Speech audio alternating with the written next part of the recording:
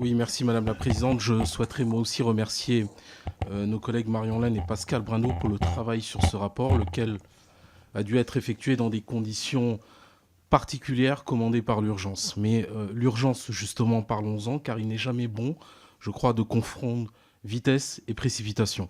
Aussi, si je partage l'avis des rapporteurs concernant la nécessité de mettre en place le plus rapidement possible des dispositifs permettant l'amélioration effective des conditions d'accueil des étudiants étrangers en France, mon sentiment rejoint également le leur s'agissant du caractère hâtif des démarches entreprises par l'exécutif à cette fin.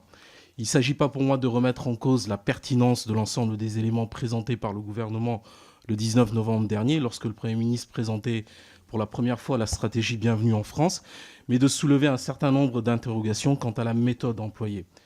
Tout d'abord, le caractère précipité de la mise en œuvre des annonces de l'exécutif, lesquelles doivent trouver à s'appliquer dès la prochaine rentrée universitaire, soit cette année en 2019.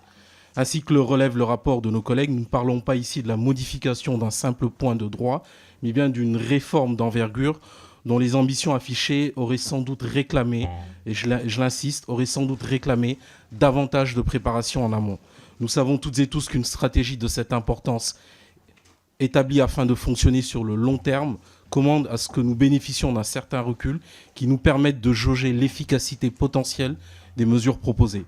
Ainsi, le moratoire d'1 an évoqué en préambule du rapport me semble être une proposition pertinente dans la mesure où celui-ci permettrait d'évaluer au mieux l'impact des mesures proposées ainsi que d'élaborer les moyens susceptibles de contrer les effets indésirables de celles-ci. Ensuite, il convient de relever que les conditions de dialogue difficiles entre le ministère de l'Enseignement supérieur, de la Recherche et de l'Innovation et les universités, dont certaines n'ont pas manqué de manifester publiquement leur mécontentement à l'endroit de cette augmentation des frais d'inscription. Ces dispositifs retenus devront être déployés sur le terrain par ces mêmes acteurs qui, rappelons-le, ne semblent en rien réfractaires au changement dès lors que celui-ci repose sur une stratégie réfléchie et structurée. Autrement dit, à la hauteur des enjeux en présence. Certes, ce dialogue a pu avoir dans le cadre de la mission de concertation instituée à l'initiative de Madame la Ministre, comme le veut l'adage, mieux vaut tard que jamais, mais ces échanges, pour ma part, auraient tout de même gagné à avoir lieu en amont de la prise de décision. Et donc, mes chers collègues, face à cette précipitation, ma question est toute trouvée. À l'heure actuelle, il n'existe aucune base juridique permettant la mise en place des frais différenciés pour les étudiants extra-européens.